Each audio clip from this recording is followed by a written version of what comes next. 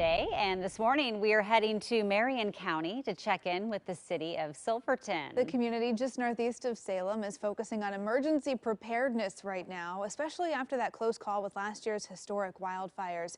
Joining us live this morning is Silverton Mayor Kyle Palmer. Good morning. Good morning. How are you two today? We're doing great. Thanks so much for joining us. So yeah, let's talk Great. about these wildfire threats. I'm sure it is front and center for you guys after wildfires last year, the crazy ice storm we had this past winter. What's on your plate? Well, it really occurred to us that despite years of being told that an event like Cascadia is coming soon, everybody felt like we were sort of inching toward preparedness. But those two events really taught us that we were not. So we've got a really loose-knit group of people working really hard to bring preparedness back in front of the community, get some training involved, get it on people's minds again, and then certainly how to keep it there when the imminent threat is not here right now, which is certainly something we're not experiencing, but we really want to use this time to be preparing.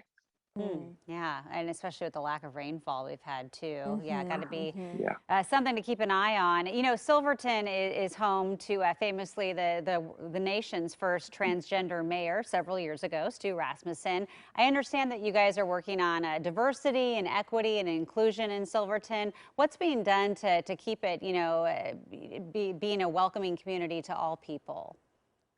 Well, we created a task force last year that we're working very closely with on the city level, trying to expand that into more of a community discussion.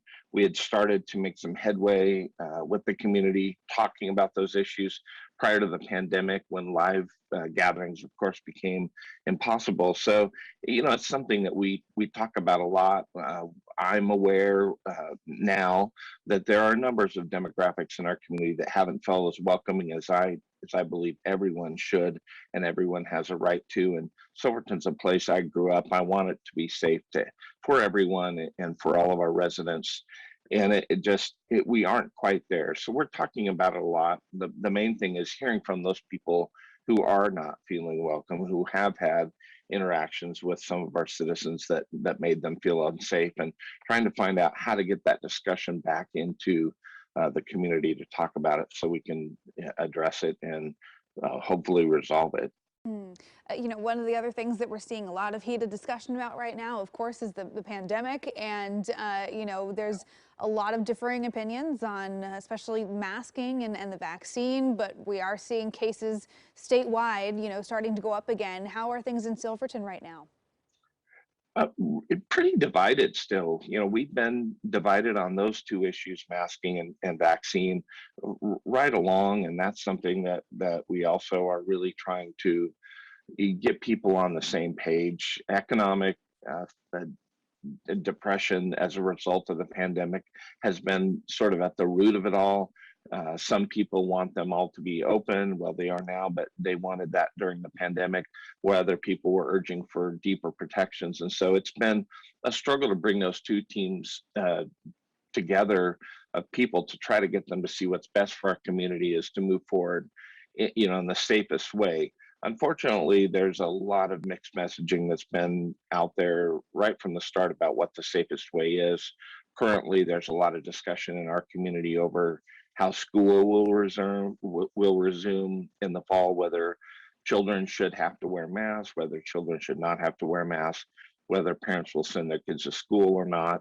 And that division is just something that is really causing harm everywhere. And everyone wants to do what's best to move forward in a safe way. Yeah, no, we've definitely seen it all Mhm. around us for sure. Real Yeah. quickly, there is some major infrastructure coming to Silverton. It sounds like there's a new building plan for downtown, and also some work needed as well. Yeah, we were lucky enough to be able to buy 3.1 acres right in the middle of our downtown that's now vacant land. And that's really a once in a lifetime opportunity. So we're planning a new civic center. We were required to have a seismically safe police station. So that's the really driving impetus. But this will also be City Hall, and approximately half of that space will be new parkland right in our downtown. So we're really excited about that. We're just about done with design and ready to start planning when we're going to break ground. So that's really the top of our list in terms of fun things we're going to be looking at soon. That All is right. exciting. We'll have to Yeah. check back in when that build gets underway. Silverton Mayor Kyle Palmer, thanks so much for your time. Have a good day. Thank you both. Take care. Yeah, you too. And of course, to check out what's going on in Silverton and other cities across our area, be sure to browse through all of our previous Mayor Monday segments on KOIN.com.